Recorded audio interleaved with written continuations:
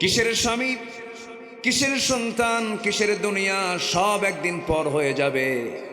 আমিও চলে যাব, আপনিও চলে যাবেন, কেউ থাকবো না।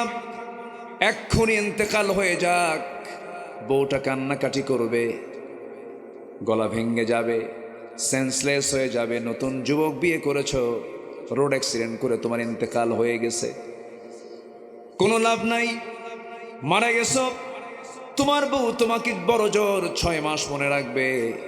তোমার শ্বশুর বাড়ির লোকজন তোমাকে নিয়ে চলে যাবে, তোমার বউকে নিয়ে চলে যাবে। ছোট্ট একটা বাচ্চা এতিম হয়ে গেল, সে এতিম সন্তান রেখে তোমার বউটা বাপ মার কথা শুনতে বাধ্য হবে। বাপ মা বলবে, মা রে, এইরকম জীবন কোনো জীবন না, তোমার তো বিয়ে হওয়া দরকার। একটা ছেলে খুঁজে নিয়ে বিয়েটা দিয়ে দেবে।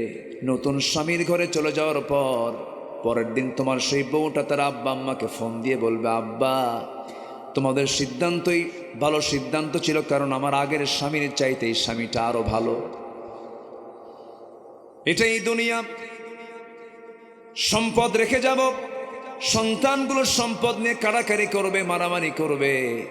দিন শেষে কেউ আমার কিচ্ছু না। দিন শেষে আমার সবচেয়ে আপনজন, সবচেয়ে কাছের জন যিনি, তিনি আমার কে? জোরে বলেন, তিনি আমার কে? আল্লাহ তাআলা। আল্লাহকে নিয়ে আমরা থাকতে চাই, জোরে বলি ইনশাআল্লাহ।